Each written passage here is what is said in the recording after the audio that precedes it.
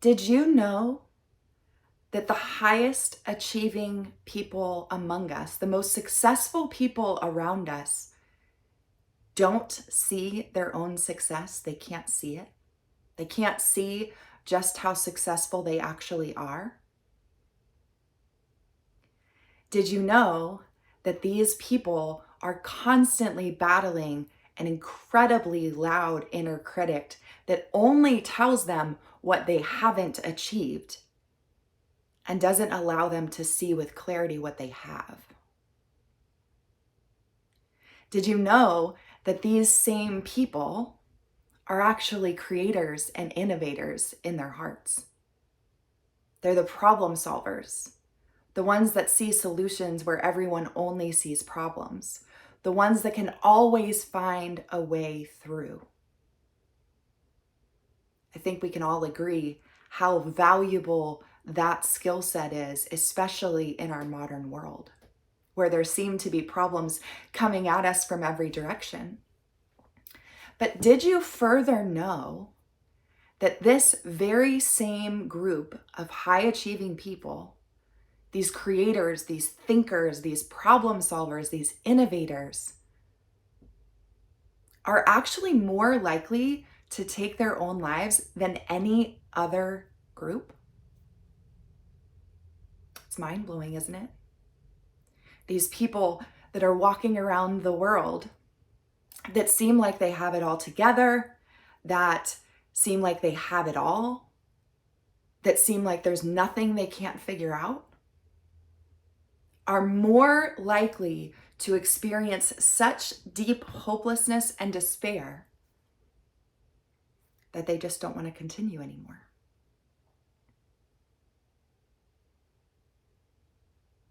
It's astounding, isn't it? Today, we're going to talk about all of that. We're going to talk about why that is, why it's so imperative to recruit our inner critic to be on our own side, and what to do about all of it.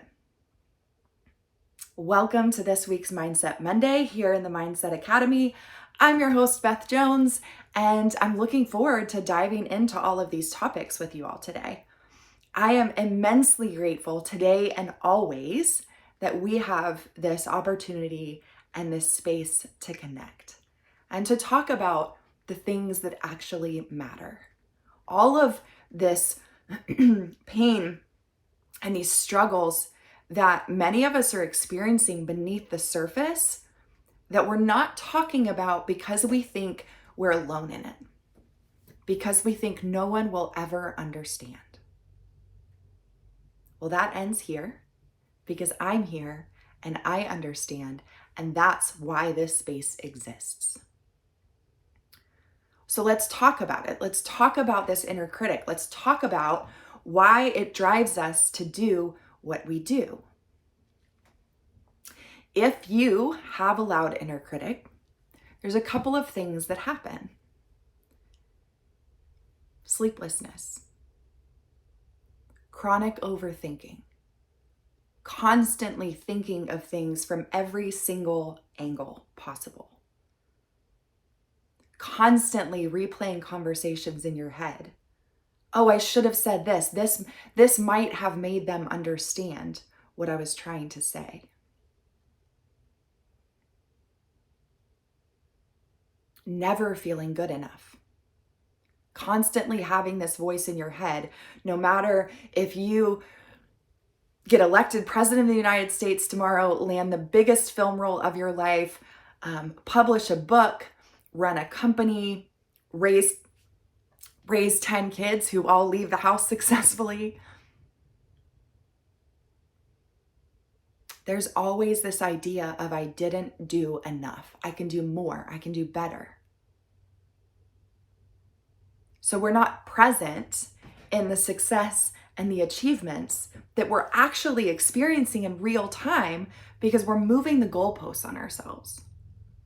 As soon as we get close to this one thing that we always wanted, we set a new goal, or we look to another goal that we didn't think was possible before we met this one.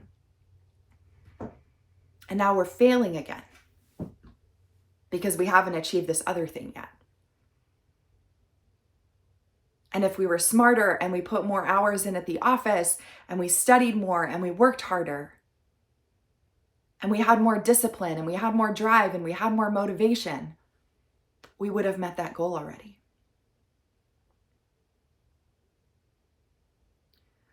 The really key link here is that these people, remember we were talking about at the beginning, how these people are creators and innovators in their core. That's what allows them to be so good at making pieces come together that don't seem to fit for anybody else. They have an incredible gift that we really need in our modern world. But they don't feel good enough. They feel like the pieces should have come together faster, or they don't think their idea is perfect, or they don't think their solution is perfect enough to say it out loud. And they're paralyzed by this idea of perfection, by nothing ever being good enough. So some of their most brilliant ideas actually never see the light of day because they're so busy second guessing themselves that they can't say them out loud. It's unbelievable, isn't it? But I get it because I lived it. I understand what that's like. And I understand all of the things in the background that need to happen in order for us to develop the courage to get to a place where we can use our own voice again. Where we can get back to the core of ourselves, which is this experimentation and this creation.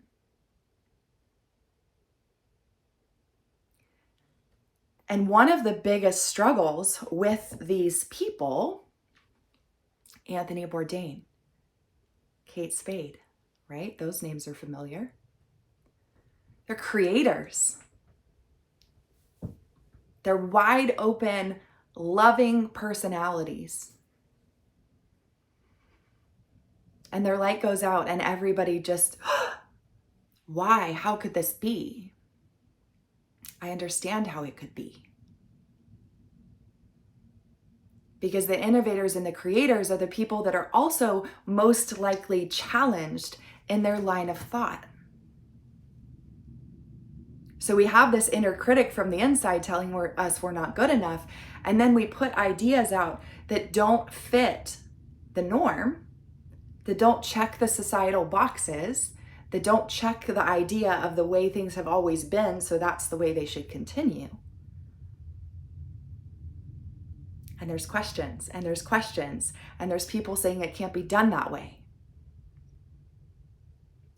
So it requires a massive amount of courage and a massive amount of support and understanding for these people to feel good in their gift, to develop confidence in their gift, to get to a place where they're rooted in the most authentic, incredible version of who they are, so that their worthiness isn't rattled when people ask questions or when their inner critic asks questions. So the thing is that many people will tell us that we need to silence this inner critic in order to excel and achieve, that there's some magical switch in our brain that just turns it right off. And that's where, you won't be surprised by this, things are a little different in here. Because what I realized for myself is that that inner critic is actually incredibly valuable to me. The inner critic in me has allowed me to build businesses that are successful. It's allowed me to discipline myself when I need discipline in the growth of those businesses.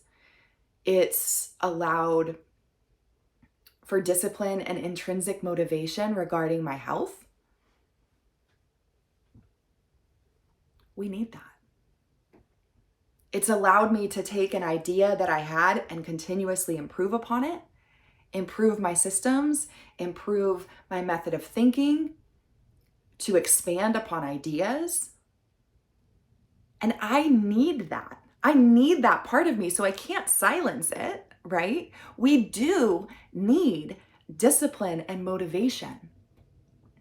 We just need to make sure that it's in check so we don't find ourselves overworked, overwhelmed, exhausted, and burnt out. But we don't need it to go away. We just need that discipline and the motivation to be balanced by spaciousness and flow. And when those things are balanced, there's this little part in the middle that's kind of like a challenge zone, right? It's the sweet spot between all of those things. It's the sweet spot between this discipline and the use of our inner critic to make us better and creating the spaciousness and flow and acknowledgement of our worth and our gifts and our strengths that allows us to be the best version of ourselves in the most effortless and joyful way possible. And I know if you're an overachiever or you're a recovering overachiever like I am, that the idea of effortlessness and the idea of joy are like, ew. Those things are for lazy people. I'm a hard worker. Yes, you are. And so am I. Nobody's taking that away from you. We're just balancing it. You've done the hard work. That's why you've got where you are right now. That's how you got here. But our challenge now is to make sure that that very same thing that was an asset to you doesn't go on to destroy you. And if you're here, then it very well might be on its way. Because when it gets out of balance, we're overworked, we're exhausted, we're overwhelmed, we have no boundaries. We don't know how to implement boundaries in a way that's aligned with our hearts. Because the other thing about creators and innovators is that they typically have these big, massive hearts. They're givers. And that's the other thing we don't want to take away. We need that. We need the ability to come from contribution. We need the love that they are able to pour into the world with their gifts and their strengths and their ideas. We need their hope that this world can look differently than it does right now. So what do? How do we close this gap? How do we actually recruit this inner critic that's wild inside our heads and doesn't let us sleep? It's a process. And it's one of the things that I work with my clients super closely on because it's that imperative. The inner critic is very typically programmed by some voices outside of our own in our past. Hard work pays off. Hard work is the only way to success. This is the price we have to pay for success. Nobody cares, work harder. We've heard it all, right? And especially when we're naturally overachieving, whether we come from a background with really high expectations, whether we come from a background where we had an absent parent, either emotionally or physically, that constantly had us hustling to feel worthy, to feel like we're seen. And we're constantly reading the room for signs that we're not doing it right. That's where our focus is. Our focus is on all the energy of other people so that we can try to mitigate problems before they become actual problems. Whew. That is a lot of weight to carry, especially when we're not conscious of the reason that we're doing it.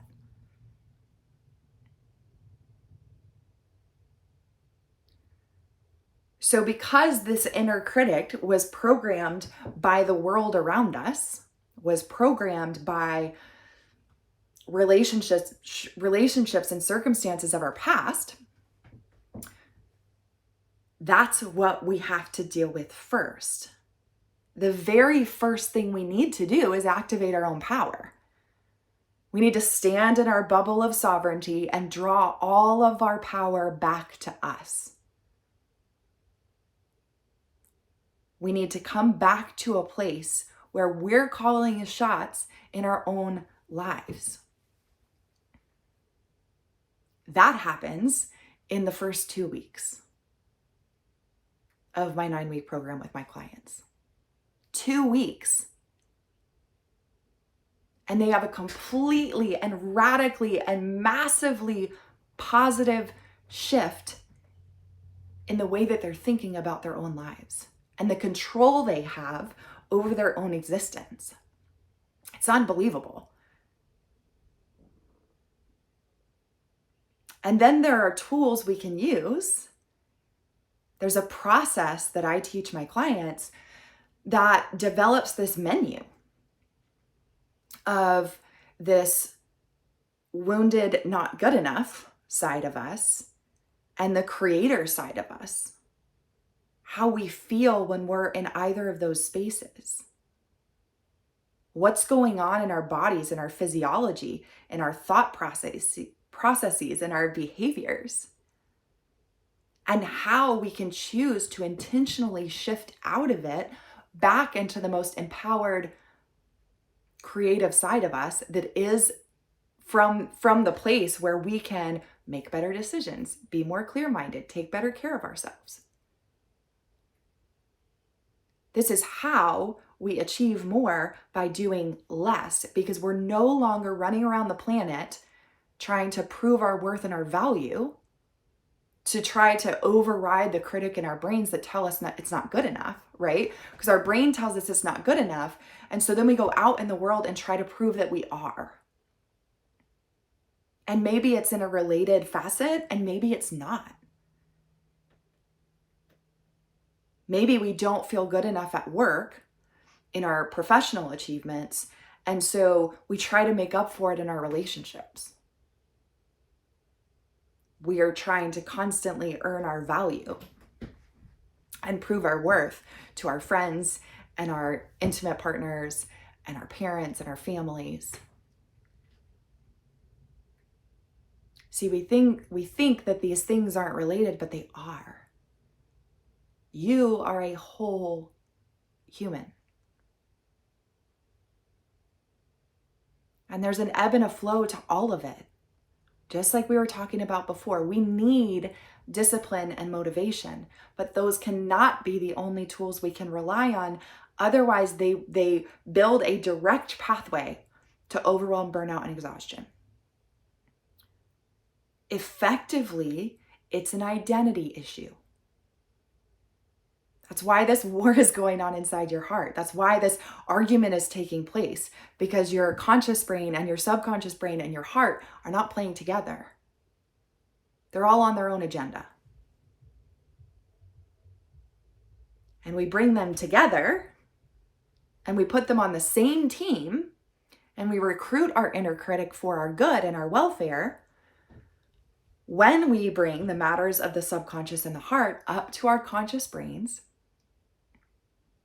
And we have processes through which we can begin to get them to communicate with each other. That's what I do.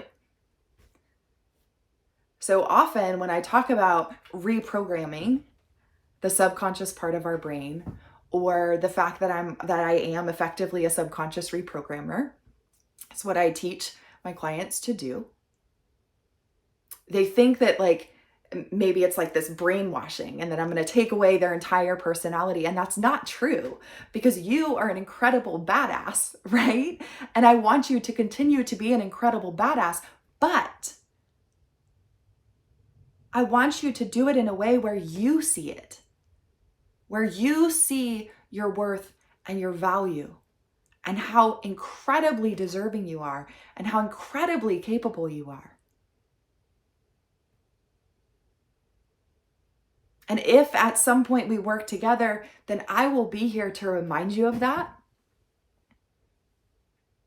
until the day that you begin to believe it for yourself.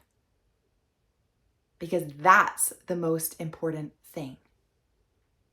I could very well be one of those motivational coaches that gets up and gets loud and demands that you believe what I believe about you.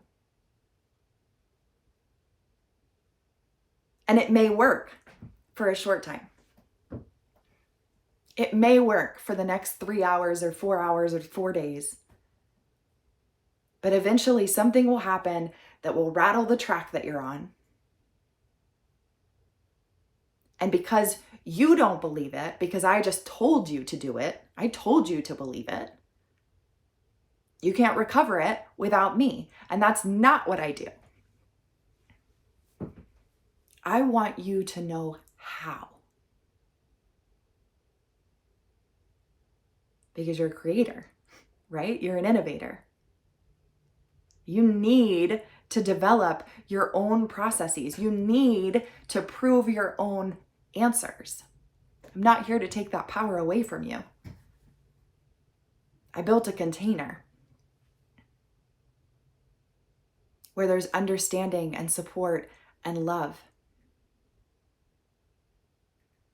I developed processes that you can use on your journey. I'm an asker of better questions that will help you unlock a layer deeper than the one you're working in right now. And that's where the magic happens, right? Because the problem with doing things by ourselves and doing things alone is that there's no outside perspective. But the really important part for creators and innovators and high achievers is that perspective has to come with love and understanding. It can't come from somebody that doesn't get it, that doesn't understand this disconnect between our conscious brain and what the outside world sees in us and what we innately feel in our own hearts.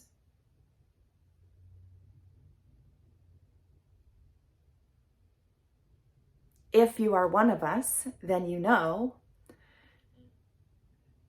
that if moments come where you choose to be vulnerable and you choose to share this disconnect and talk about this disconnect between your conscious brain and your ability to show up and make things happen and solve problems and lead, and this place in your heart that's like, I'm not qualified. I'm doing it because it needs to be done and somebody's got to do it and nobody else is available, but I don't feel good about this. I don't feel confident. I don't feel qualified to be leading. I don't feel strong enough. This is in alignment with my gifts. And people from the outside will look at you and go, what could you possibly have to be upset about? You should be more grateful. Ooh. There were days in my life that I wanted to sock some people right in the face about it, right?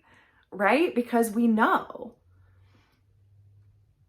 if you've experienced this disconnect, if you're one of the strong ones and people see only your strength, they can't see this underbelly that's this massive disconnection. That's how they respond to you. Because they don't understand it. All they can see from the outside, because all you're allowing them to see is the person that can handle it all. The person that clearly doesn't need any help because they're handling everything. And they've always got it all together. But they don't understand the scramble that happens underneath the surface. The constantly feeling like you're failing, like you're behind. Like there's 90 million things to do and you only did half of one today. They don't understand how that works. So they're like, oh, just be more grateful. It's wild. It's a wild perspective. So it's massively important, right? I think we can see to ensure all parts of ourselves are playing on the same team. I did a video a couple weeks ago about acknowledging our feelings and being able to understand those patterns and how they show up in our behaviors. And we talk about how feelings are guides. They're here to teach us something. And our inner critic is the same way. It's a player on our team. It just can't be the boss. It's a part of you. It's not the boss of you, right? And so effectively what we're doing over the course of this 9 weeks is developing this power shift where we can find an equilibrium between this intrinsic drive and motivation and the knowledge of what you need to do to get where you want to go, and creating the space and the rest and the resources and the leverage that will make your journey to that place infinitely easier. Into a place where you can feel great about choosing to rest, about choosing to ask for help, because you know that ultimately it gets everybody closer to where they want to be. If everybody in the world got really clear on what their strengths were and allowed other people to work in their strengths, I call this being in our wheelhouse. Some people call it staying in your lane, right? If we all got to a place where we were using the innate gifts we were designed with, and we stopped trying to prove that we were good at things that we're not, and allowed the people that are innately good at those things to do those things, the world is a happier place, right? I'm not great at organization. And I can do it, but it makes me want to beat my head against a wall. Conversely, there are people whose hearts light up and their eyes light up and their whole body sings when they have the opportunity to buy organizers and organize things and create Google Drive folders and all of those things, right? People like that exist. So doesn't it make sense for me to just say, this is not my strength, so I don't have to create that disconnect and that hardship for myself, and offer that job to somebody who loves doing it? And now they have an opportunity to make a living doing what they love, and so do I. How is the world not immediately and vastly improved when we begin to work from that space? There is no world that doesn't benefit from you accessing and choosing to show up as the highest and best version of yourself. There just isn't. There just isn't. So if you're interested in more, if you're interested in exploring more of this and how to tie all these pieces together and how to get your wholeness all on the same page, I would love to talk with you about it. I'll drop my call calendar in the comments below as always. And as usual, I usually invite you all at the beginning, please drop the moments, your aha moments, any light bulb moments where it was like, oh my gosh, I had no idea. Please drop those in the comments. I love to hear what connected with you all. In addition, if there's anything that wasn't ultra clear to you or that I can expand upon for you, please ask that question below too. I'm sure somebody else has it. And we're all better together, right? So I would love to hear from you on what questions you have, either so I can answer them below or I can incorporate them into a future topic for Mindset Monday so I can address them more in depth. And we'll continue to connect every Monday, 3 p.m. here in the Mindset Academy. I so look forward to the next time we get to connect. And if it speaks to you, if you're ready to make this shift in your life where you move from sleeplessness, exhaustion, overwhelm, constantly running around completely unresourced with no help, to a place where you can enjoy your downtime, where you can feel free and peaceful and content and joyful, then let's talk about it. Let's figure out how to get you there. I'm always here for those conversations. I look forward to seeing you all next Monday. I'll talk to you soon. Remember, you are incredible, you are capable, and you are deserving. See you then.